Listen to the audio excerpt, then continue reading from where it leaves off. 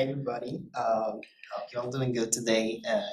My name is Ryan Gohi. I'm from East Carolina University, and I'm a economics major in my senior year, so I'm graduating soon. I've been working with the chair for almost a year as a student researcher, and I had this great opportunity to join the summer scholar program, which was amazing. For those who don't know online, for the past 5 weeks, we've been traveling all across North Carolina, meeting with planners, local governments, local communities, gatekeepers, just to understand the decision making when it comes to preparedness and recovery for hurricanes.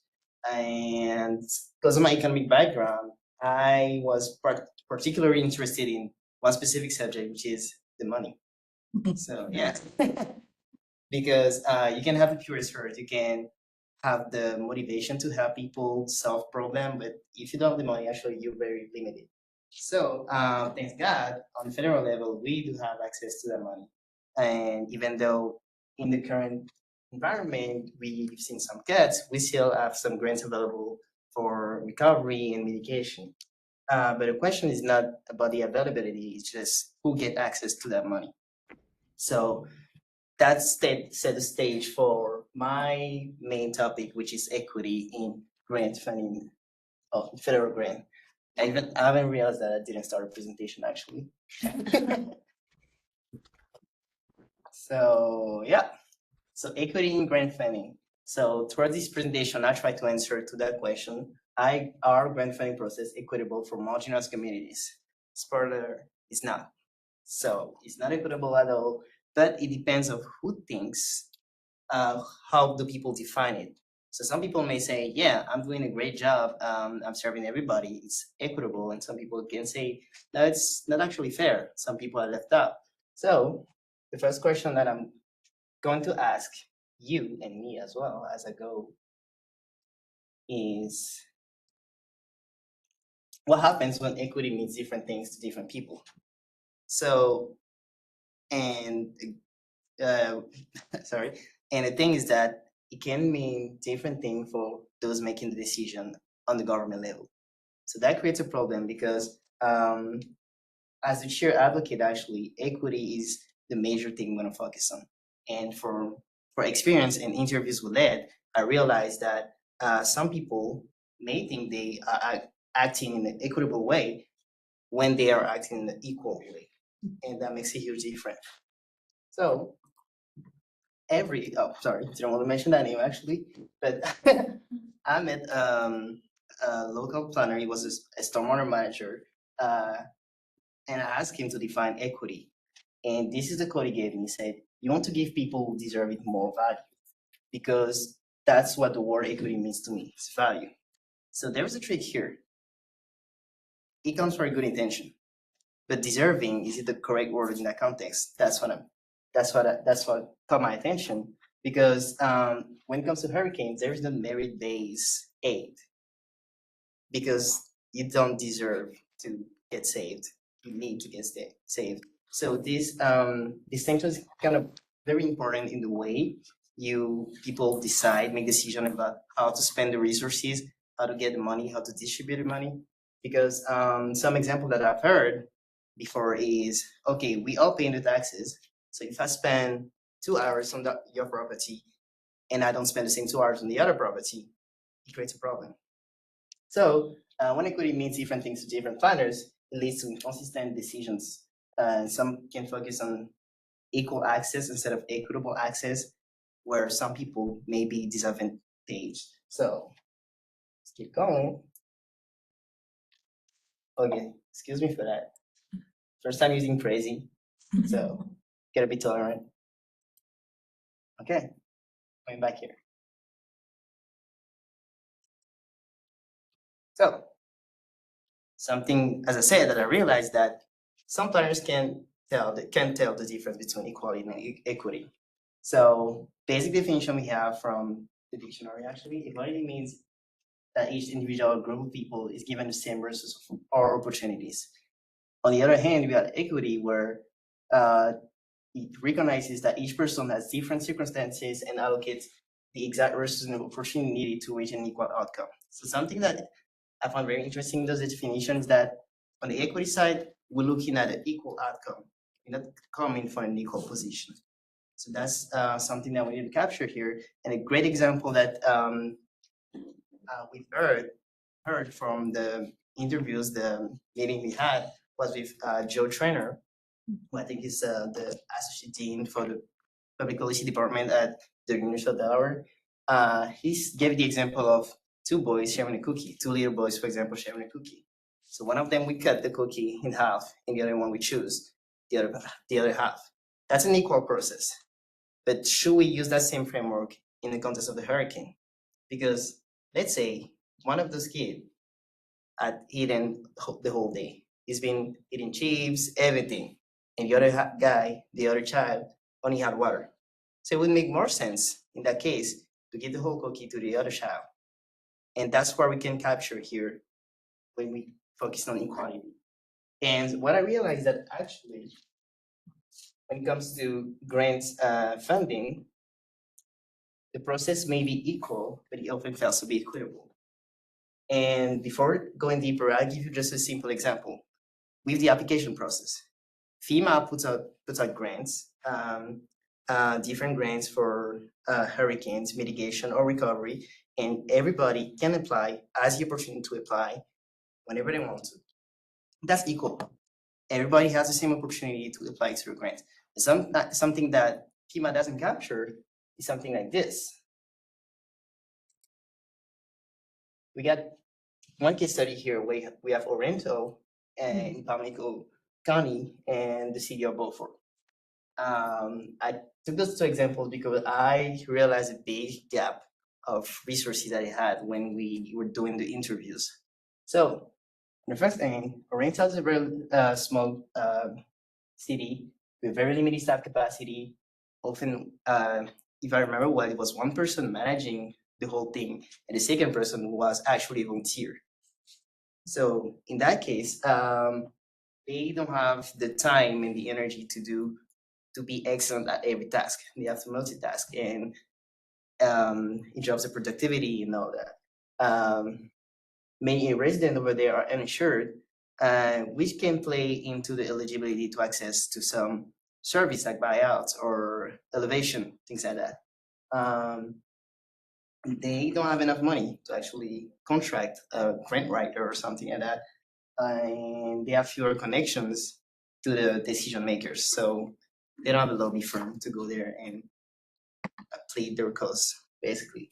And I'm gonna skip that part first and come to the city of Belfort. Well, actually, has a good staff. We went there. It was a nice office. They have expertise in grant writing, in managing, engineering. They do a lot of it. They can actively track and apply for the funding opportunities, and the residents of the city are more likely to be eligible to receive the services. They can hire contractors and work with different partners, and they have strong connection with the states and federal agencies. So if you see the difference in grants that I received from for mitigation action, the Oriental received a $300,000 grant, where when City of Beaufort received 20 million. That's a huge difference, actually. And something that I forgot to mention here is that to obtain that $300,000, they had to wait 6 years when they had to wait 3 years in this case. So it's not the same example of using the cookie and cutting in half. This is a real example that shows that equality cannot work in that cases. They all had the same opportunity, but they don't have the same capacity to apply for those grants. So this set a stage to show you all the challenges when it comes to focus on marginalized community that they can face. First one is the access to information. So some communities lack clear and timely information about available grants. The language barriers is something. They have sometimes limited internet access. They don't have enough outreach coming to them. And yeah, so for this example, I've heard this story many times. Local planners comes to an individual house and say, hey, I think you're eligible for that grant. And you got 2 days to decide if you want to be bought out or not. I don't know for you guys, but I cannot decide to sell my house in 2 days. And that's a story that happens a lot. Another story that we heard from Houston, Texas, Trevor, I guess from Houston, Texas, um, taught us that on the city level, I guess, or the state level, they had some reform about the eligibility criteria. So people were on the first list and they had to register again on that second list after the reform. The information didn't get to them. So most of the people were just thinking, okay, I'm on the list. I can wait. My house will be restored. But they didn't, just because they didn't know they were not on the new list. So information is crucial. And information needs to get to the people, not especially people to go to the information. So the eligibility requirement is something else. For some counties, actually, they don't require flood insurance. They don't require any additional compliance measure. But for some program, you do need to have flood insurance.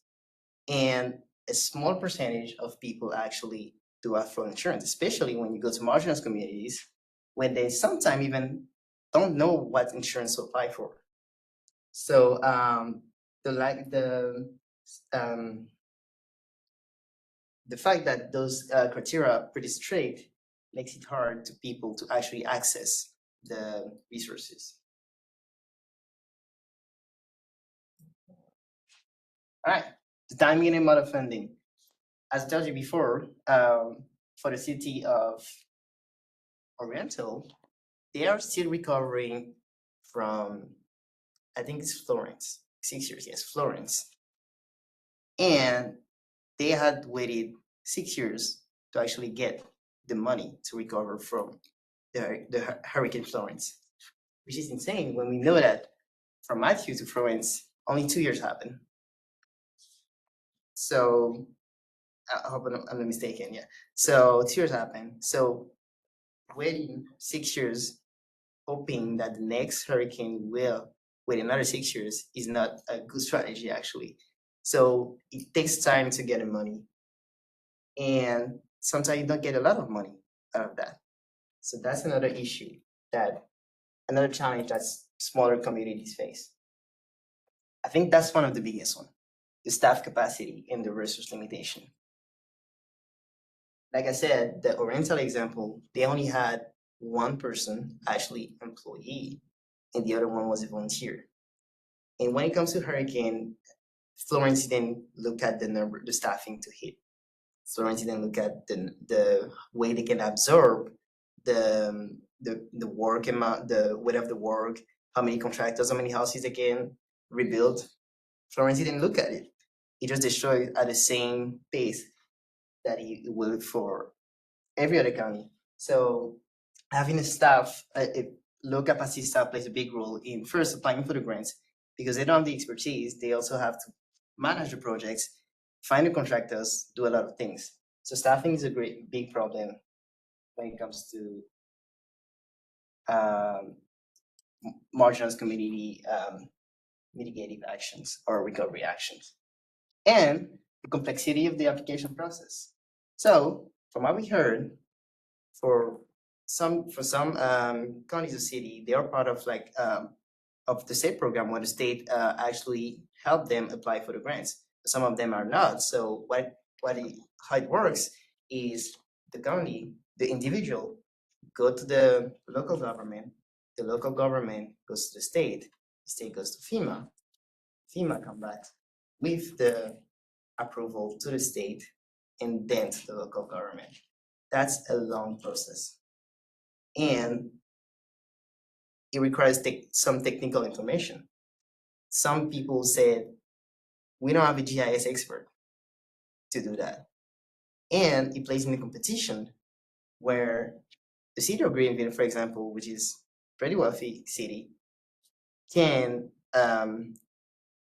put on an application with all the details, all the technical details you need to get access to the grant, when a smaller county with only one staff member wouldn't be able to do it. would not be able to do it. So in that case, when we got all, okay, last one actually, is systemic unfairness.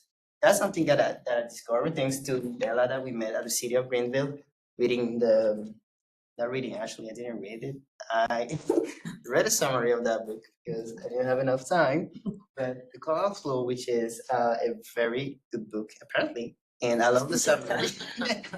And that actually explains that those vulnerable people, those population that we call vulnerable today, were in the first place centuries ago put in those places voluntarily because of discrimination, some um, racial historical um, discrimination and all that. Even though after civil rights movements, things change, but you cannot just erase a 200 years history of segregation. So that plays a big role in the fact that those people are worse off now because they've been put in those places before. So what should we do now? How do we transition to a more equitable process?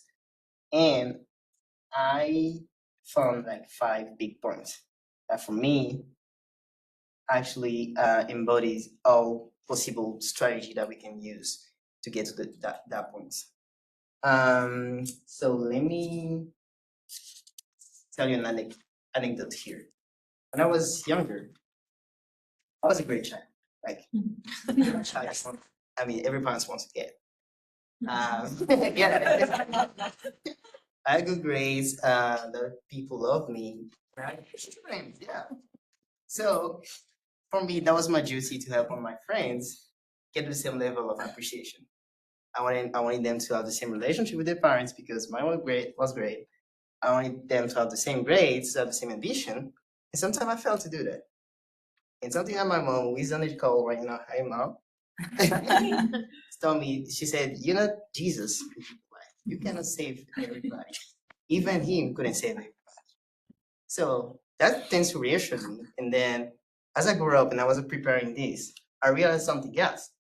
Even though he couldn't save everybody, he had a huge marketing team. Like huge, he was heavy in communication actually. So if we cannot change everything, something that we can actually do is go to the people and make them aware of the opportunities they have. So don't worry, I'm not turning this into a Sunday service. Coming back here, the first thing that I want to talk about as a solution is to improve communication. And that's something that has been tackled here. Michelle talked about it with Hispanic populations. Go to the people, build the trust, and adapt the communication strategies to them. Because an equal communication strategy will be, okay, we have all those resources on the website. You can just come and look at them. That's equal. Everybody can do that. But do we actually go into those communities, talk to the people, talk to the gatekeepers, make sure they trust us, make sure they understand what they need, what we here for, and what we can do to help them? That would be a different communication strategy. That's what Jesus did actually. So, improving communication and outreach. All right. So we can also build local capacity by supporting grant access. So something that I thought is that some counties, as I said, just don't have the grant writers. So we can provide resources, training to help those counties be able to compete with the bigger ones. And I know that's an ideal option, but I got something coming that will make it way easier to realize. So this here, promoting local and regional collaboration. And I got an example coming later, but before going there, most of the time when it comes to hurricane preparedness and mitigation, some of the counties, the smaller counties are just isolated. They're just working on their own, trying to find the grants on their own, and just not working. But we had example of counties that said, okay, we sometimes partner with this county here, we work on that thing together, and then sometimes they have the same issue.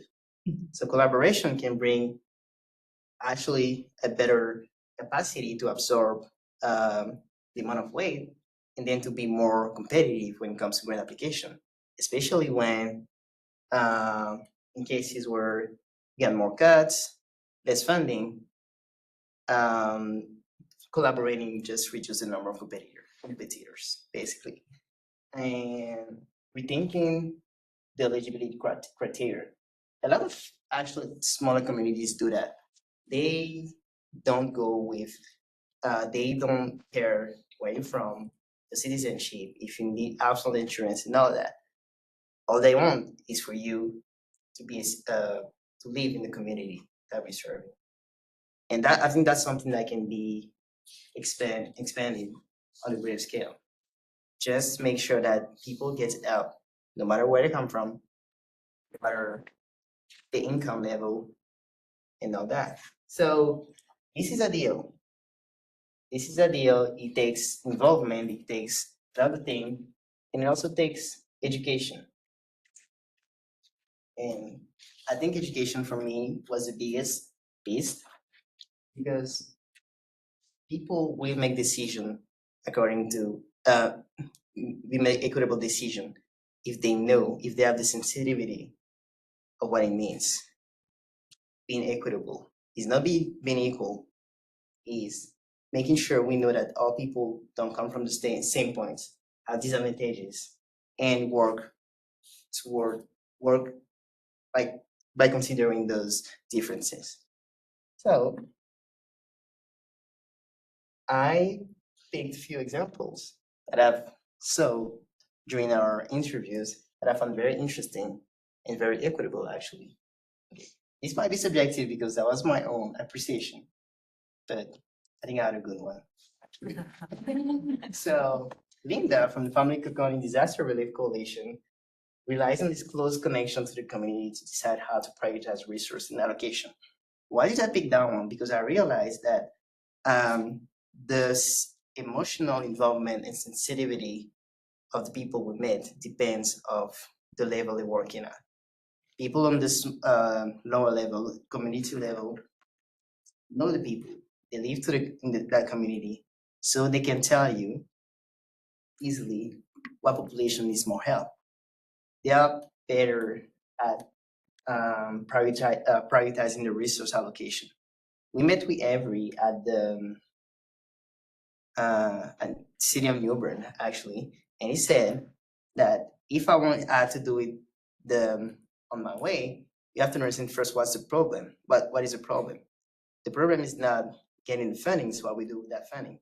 Because if I know I can save 10 houses here. Oh, stop flooding over here instead of saving that $1 million house here. I will go for that. But that's not how people think every time. And the thing is that when you go up on the federal level, on the state level, since the people are less sensitive to this type of to those thing that makes up a population or self that define equity in general. So another example is Chad and Jason from the Carbon County, which also apply for grants that specifically target the marginalized communities. So that's a quote for them. We apply for those grants, and that helps folks more than likely that fit into the criteria of being low or moderate income. So instead of just going for the big money, the big grant, the big application, you just look at a community because they know them and look for the opportunities that will facilitate the life of those needed most. So I felt like that was a good way of doing it. Christy from the CCDRA is a key role by coordinating volunteers actually to work on ongoing housing and repair projects. So they offer they offer food, shelter, and tools, and just helping volunteers come in and do the work. And from what we saw, she's pretty good at doing it. And that actually helps recover faster, add more productivity, and it costs less money, actually. So, and Every, that I love, actually, from the city of New Bern, works in close collaboration with other departments, which facilitate recovery efforts. He gave us this story when they were working on game, when all the department were just coordinating actions. And he had that quote that said, it's like we all work together as one big giant team. And that comes to support my point that collaboration can be one of the answer to increase the capacity of smaller communities and make them more competitive to access the funding. So I want to finish with that quote by Joe Trainer. Oh, wait. Joe Trainer, who actually helped me connect the dots for my whole presentation. He said, I think it's important to recognize that when you say that equity is a central part, it's important to think a little bit more about what you mean. That's pretty hard.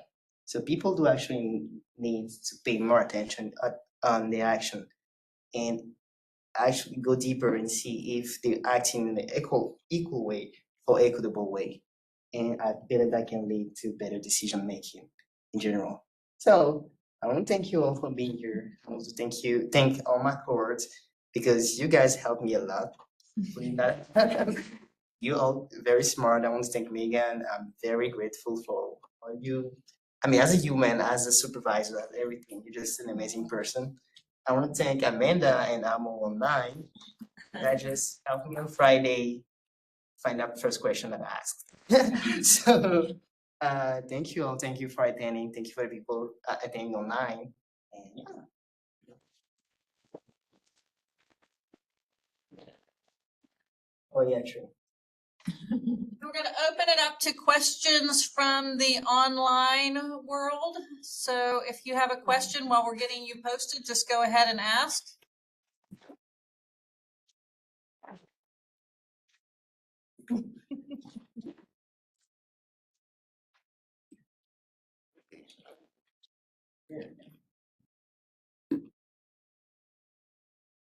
Thank you guys.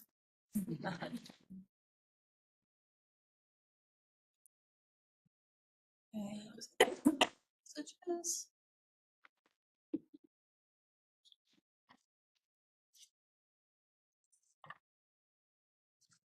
How do I get to that? Oh.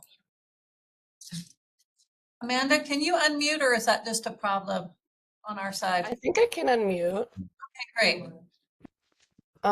Yeah, so my question was, first of all, Ryan, that was a fabulous presentation. And I'm wondering in your when you look at those 4 examples of folks who were yeah, it doesn't look like I can put on video. Oh, hi. So if you look at those examples that you gave of folks that are considering equity in their work and are doing really cool efforts like working with their local communities to figure out what their needs are, do you think that their definitions of equity differed? Yeah, I think that the way they acting toward the community makes it different than being equal in the process. So, for example, I was saying for Chad and Jason, that were actually specifically targeting using grants to target specific vulnerable population. I think that's a very equitable move since they could have gone for a bigger grant that will like be equally distributed among the whole community. The fact that they just go and recognize the fact that some people won't be won't be won't benefit from those opportunity that we're looking for. We have to do an extra work to find the opportunities that can work for them. So I think for them, it's just the way they look at the job, the way their personal involvement as well. And I don't think anybody just do it with like bad intentions when they come with an equal intention. It just makes more sense at first to be equal. When you have people demanding the same thing, some people actually pay more taxes to get some services. You just want to be fair to everybody. And so I think equity in that case should be very expanding in every level, even from the individual level, at the individual level for the people who are receiving the opportunity to understand that some people might need more help at a certain time than others. So I think there's no like extreme, like some people are just equal or it's just equitable. But they just sometimes don't make the difference. They just confuse it in the way they act. And I That's a think really it's cool really a finding. Thank confusion, you. because you can be equal and equitable at the same time in some situation. I do think so. But yeah.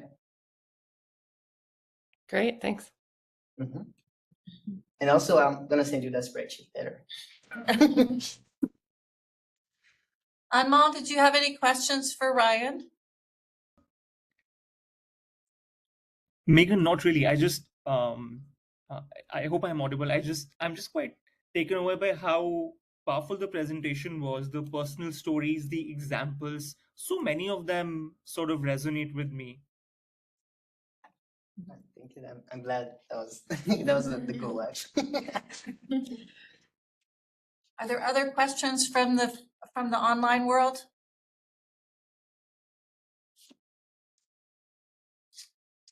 Okay, questions from the room? First, I'd like to say I had never thought of